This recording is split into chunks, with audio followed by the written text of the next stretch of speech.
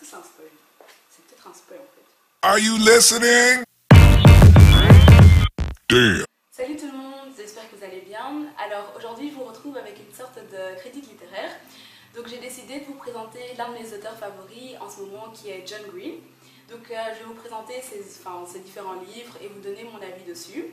Je me suis dit que c'était une bonne idée puisque l'un de ses livres, La face cachée de Margot, a été adapté au cinéma et sort la semaine prochaine. Enfin c'est le cas en Belgique. Et du coup je me suis dit que vu que je vous écris souvent des revues littéraires sur mon blog, pourquoi pas les partager aussi sur YouTube. Et je pense que je vous ferai aussi dans 2 semaines mon avis sur le film et vous dire les différences que j'ai trouvées entre le film et le livre. Donc voilà. Donc ce qu'il faut savoir sur John Green, c'est que c'est un auteur de littérature pour jeunes adultes. Donc en fait la littérature jeune adulte, c'est tous les livres du genre Hunger Games, Divergent et Twilight. En gros c'est pour les tranches d'âge de, je dirais, de 16-17 ans jusqu'à 20 ans et un tout petit peu plus, 20-25 ans quoi. Et John Green il a écrit 6 livres. Son premier c'était Looking for Alaska, je crois qu'en français c'est Mais où es-tu Alaska? Enfin je vous mettrai de toute façon tous les livres en barre d'infos. Et ce livre a remporté beaucoup de succès dès le début et je peux dire que c'est en tout cas un de mes favoris. Il a failli être adapté au cinéma, mais je ne sais pas, il y a une question de droit d'auteur et compagnie qui fait que ça ne fonctionne pas. Et je pense que de toute façon, pour moi, c'est pas un livre qui doit être spécialement adapté au cinéma. Mais bon, je vous dirai ça plus tard. Et donc voilà, sur John Green, c'est à peu près tout. Il tient une chaîne YouTube avec son frère, ça s'appelle The Vlog Brothers. Il a 37 ans, il est marié, il a un enfant. Et aussi il tient un Tumblr super marrant. Je vous mettrai le lien en barre d'infos. Il a un nom super bizarre aussi. Mais il est souvent actif dessus, donc si vous avez des questions à lui poser sur ses livres et tout, allez sur son Tumblr. Voilà. Alors je vais vous présenter tous ces livres par ordre de préférence, du moins de celui que j'ai le moins préféré jusqu'à celui que j'ai le plus préféré. Et oui, donc je vais vous raconter un peu l'histoire et également vous donner mon avis dessus. Donc le livre que j'ai moins préféré c'est Paper Towns ou La face cachée de Margot. Et donc c'est le livre qui a été adapté au cinéma et qui va sortir la semaine prochaine. Et donc en fait l'histoire c'est celle de Quentin et Margot qui sont voisins depuis qu'ils sont tout petits et plus ou moins amis. En gros, Margot c'est un peu la star du lycée qui traîne qu'avec les gens populaires et Quentin c'est un peu le outcast. Comment on dit? Il est un peu en marge du truc. Et oui, donc en gros, Margot un soir va l'emmener dans ses patrouilles, dans ses expéditions pour faire des blagues à ses potes. Et ce jour-là, il pensait qu'ils allaient à nouveau être amis comme il était quand il était petit. Mais au final, c'est pas ça, c'est que tout d'un coup, Margot, elle disparaît. Et ses parents ne veulent pas la rechercher parce qu'elle a tendance à faire beaucoup de fugues. Et en plus, elle a 18 ans. Et donc Quentin va se mettre à sa recherche tout seul. Et il pense que Margot lui a laissé des indices. Donc il va partir à la recherche de ces indices et compagnie. Jusqu'à la retrouver ou non. Ça je vous dirai pas, vu que sinon je vous spoil le livre et sinon il n'y a plus intérêt à le lire. Et donc voilà, je trouve que, donc si c'est mon livre le moins préféré de John Green, c'est parce que comparé aux autres, il n'a pas son petit piment, il n'y a rien d'excitant à le lire, il n'y a rien de chouette à le lire, c'est assez plat je trouve. Et il y a beaucoup trop de descriptions à mon goût, et ouais, donc pas de lenteur et trop de descriptions. Je sais pas quoi te dire parce que je l'ai vraiment pas aimé, donc j'ai pas envie de détruire ce livre, même s'il était quand même bien écrit, mais c'est vraiment pas mon livre préféré. Donc après La face cachée de Margot vient Le théorème de Catherine. Donc en fait c'est l'histoire de Colin qui depuis qu'il est petit ne sort qu'avec des filles qui s'appellent Catherine. Et après s'être fait larguer par la 19e Catherine avec qui il est sorti, il a décidé de construire un théorème qui va pouvoir prédire aux gens dans des relations à quel moment ils vont se faire larguer. Et vu que lui ça a toujours été le cas, vu qu'il a toujours été largué, il s'est dit qu'il va pouvoir aider ceux qui se font toujours larguer. Et du coup, il va partir en vadrouille avec son meilleur ami pour prouver sa thèse et également un peu découvrir la vie et un peu son côté littéraire. Et aussi prendre la liberté parce que c'est toujours été un élève qui travaillait super bien à l'école, c'est un grand mathématicien. Et du coup, il va un peu profiter de cette liberté pour faire de nouvelles aventures. Et donc pendant ce chemin, il va s'arrêter de ville en ville et dans quelques villes, il va découvrir des personnes qui vont un peu changer le cours de son existence, surtout dans une en particulier. Et donc voilà, enfin, c'est tout ce que je peux vous dire sur le livre. Donc ça fait, enfin, ce livre était assez sympa, je trouve. Le côté, c'était un peu, on tournait un peu en ridicule l'ambition de Colin de trouver un théorème sur les relations amoureuses, parce qu'on sait que c'est un peu impossible à faire, mais on a quand même envie d'y croire pour savoir être plus prudent à l'avenir. J'aimerais bien avoir sa relation qu'il a avec son meilleur ami, genre à s'inventer un vocabulaire et compagnie. Enfin, c'est imiter un peu de matheux, enfin, même s'il n'y a rien de mal, mais bon, ils se font toujours des vannes en mode maths. Et ouais, donc, enfin, c'est une histoire assez particulière parce qu'il faut être un peu bizarre pour trouver, oui, enfin, je vais faire une histoire sur un garçon qui est sorti avec 19 Catherine, ça n'a aucun sens. Et oui, donc, ce que j'aime bien dans les livres de John Green, c'est qu'on voit toujours comment le personnage était au début, et on suit son évolution, et il explique souvent super bien comment ça se passe. Et au final, des fois, tu as l'impression d'être le personnage, même si il y a la barrière, enfin, je suis une fille, lui, Colin, c'est un mec. Mais au final, tu as l'impression d'être lui, et c'est ce que j'aime beaucoup dans son écriture.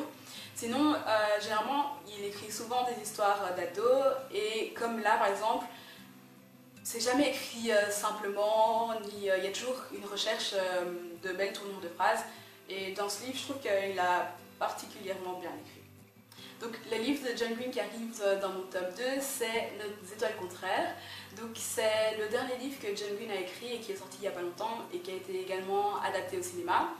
Et donc ce livre a rencontré beaucoup de succès dès sa sortie, et d'ailleurs je l'ai connu sur Tumblr parce que tout le monde n'arrêtait pas d'en parler, je me sentais un peu intriguée, donc j'avais envie de le lire. Et donc en fait c'est l'histoire de deux jeunes cancéreux qui se rencontrent lors d'une session de thérapie pour les jeunes atteints de cancer, et du coup ils vont tomber amoureux au fil des rendez-vous, et au final c'est un peu un amour impossible parce que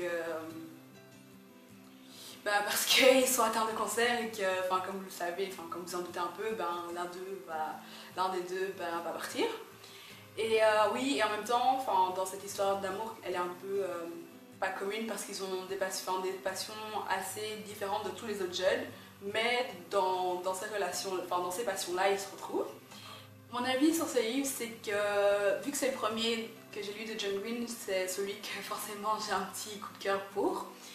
Mais je trouve qu'il est super bien écrit. C'est le premier livre qui a réussi à me faire lâcher une larme quand même.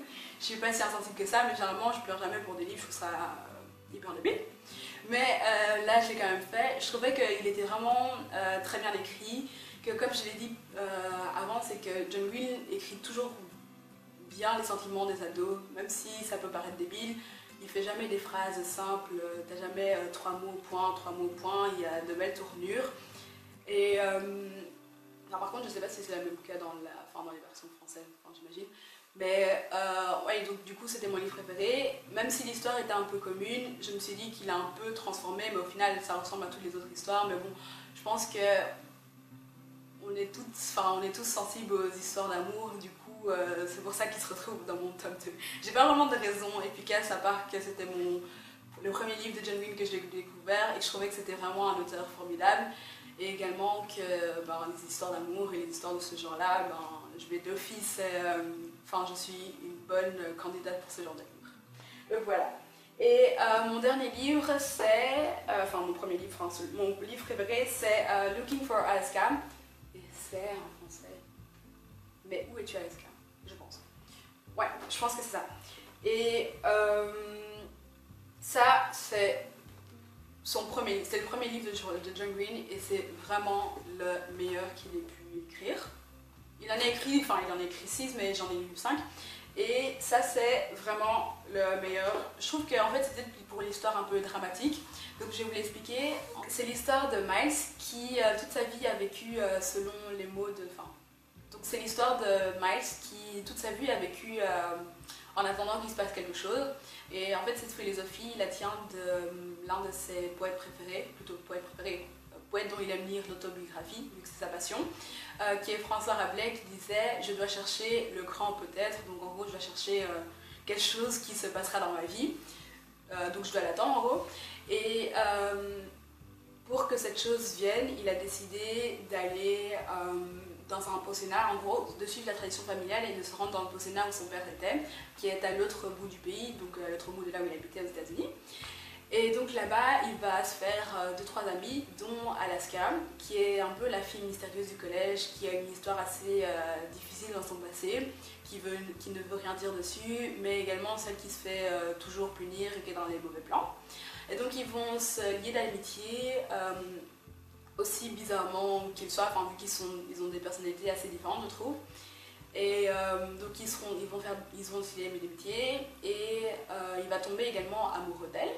Et donc en gros, Miles, Alaska et deux autres potes à eux vont faire un gros coup, enfin une grosse farce pendant les vacances de Noël. Après ce gros coup, ben en fait, il se passe quelque chose avec Alaska, d'où le titre Mais où es-tu Alaska, qui va faire qu'ils vont à la recherche d'Alaska et comprendre un peu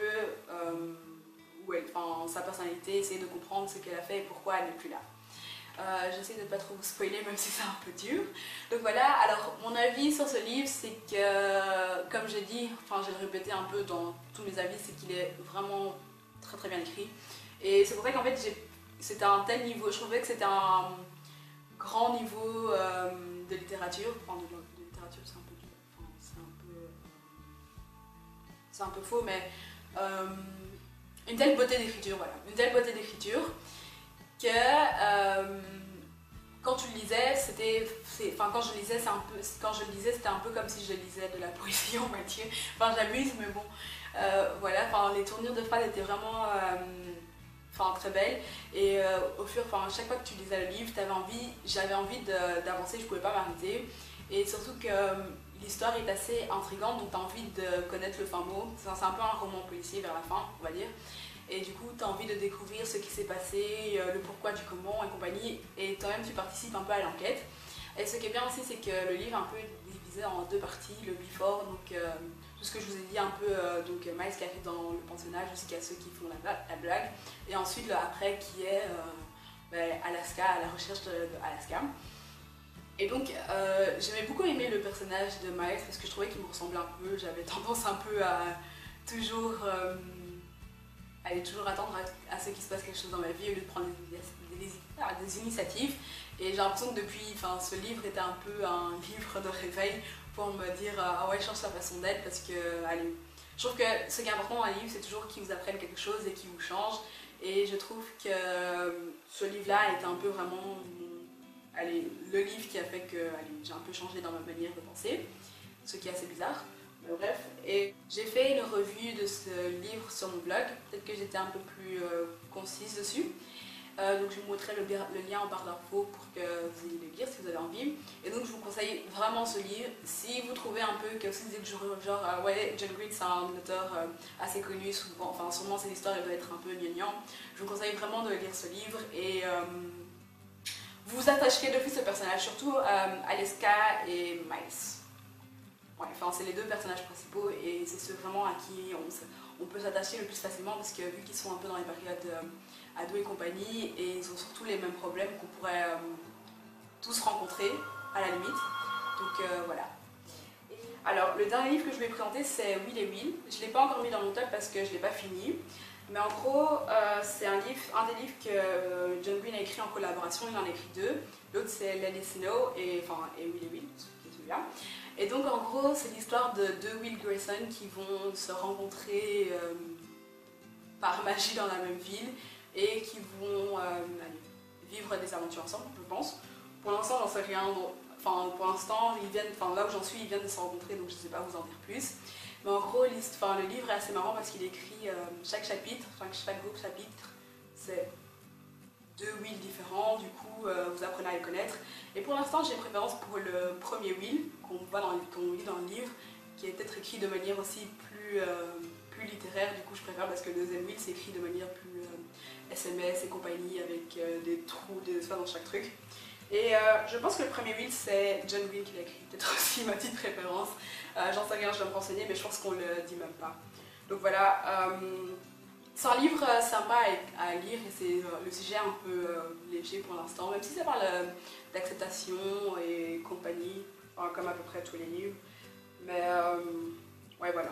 C'est enfin, les amitiés, les règles qu'on peut se donner dans la vie pour ne pas souffrir et compagnie. Donc voilà, c'était tout pour cette revue littéraire. J'espère qu'elle vous a plu.